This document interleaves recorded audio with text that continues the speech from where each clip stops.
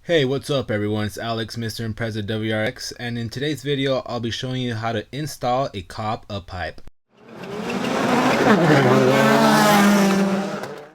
Before you get started, here's a list of tools you'll need: 10, 12, and 14mm wrench, 10 and 14mm sockets, socket extension, ratchets, and PB blaster. The first step is to jack up the car and secure it in place.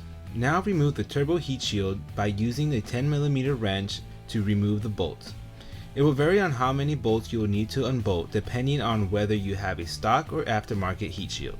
In this case, I only have 4 bolts to unbolt.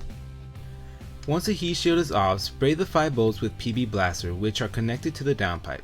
There are 3 bolts located on the top and 2 bolts that are visible once you're underneath the car. By spraying the bolts with PB blaster, it will help with the process in removing the bolts. With the 14mm socket, remove the 5 bolts that are connected to the downpipe. Make sure to use linear force to prevent from stripping any of the bolts. Disconnect the downpipe from the turbo now that all 5 bolts and nuts are off. Remove the downpipe and just place it aside. From underneath the car, locate the exhaust manifold heat shield, which are located next to the oil filter. With the 12mm socket, unbolt all 4 bolts. Unplug the O2 sensor in order to completely remove the heat shield. Using the 14mm socket, remove these 2 bolts connected to the exhaust manifold. You may also need to remove the O2 sensor in order to remove the second bolt. As you can see here, I removed the O2 sensor so that I could remove the second bolt. You could remove the O2 sensor with a 22mm open-end wrench key. Also, remove these 2 bolts with the same 14mm socket. Remove the 3 14mm bolts that are connected to the engine. You will need a socket extension in order to reach the bolts. Be aware that once the 3 bolts are removed, the exhaust manifold may fall down, so make sure to support it with one hand while removing the last bolt.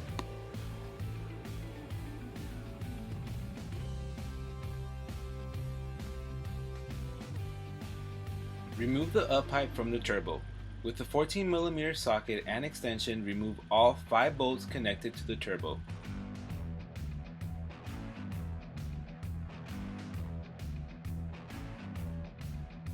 Remove the UpPipe from underneath the car. It will require some effort and wiggling to remove.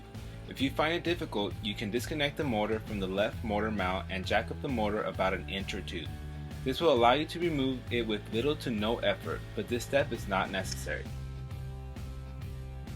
Next, install the new COBB UpPipe just the way the stock one came out.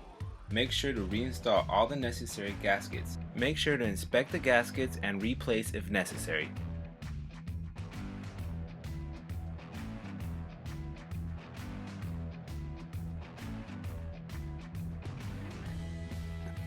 Realign everything back onto the turbo. Reinstall all 5 nuts that are connected to the turbo. Torque the nuts back to spec with a 14mm socket. Reinstall the exhaust manifold onto the engine. Also make sure all gaskets are back into place. Hand tighten the 4 bolts and nuts. Before torquing the bolts down to spec, you must torque down the 3 bolts connected to the engine. Using a 14mm and a socket extension, torque down all 3 bolts. Now that everything is torqued down to spec, reinstall the heat shield. Reconnect the O2 sensor back to the exhaust manifold and plug it back into the clip. Reconnect the downpipe, torque it down to spec using the 14mm socket, and now all that is left is reinstall the heat shield and you are done with the install. Check out the 2 UpPipes compared side by side. As you can see, the stock one on the left is a lot bigger and heavier, and it is more restrictive. The COBB UpPipe is made out of polished steel tubing that will withstand extreme heat from exhaust gas temperatures, while maximizing airflow to the turbo. After installing the COBB UpPipe, I did notice a difference in sound and spooling of the turbo. Overall, this is a pretty straightforward install. With the right tools, you'll have no trouble. If you like this video and want to see similar videos, make sure to check out my channel and subscribe. Once again, thanks for watching. Till next time, guys.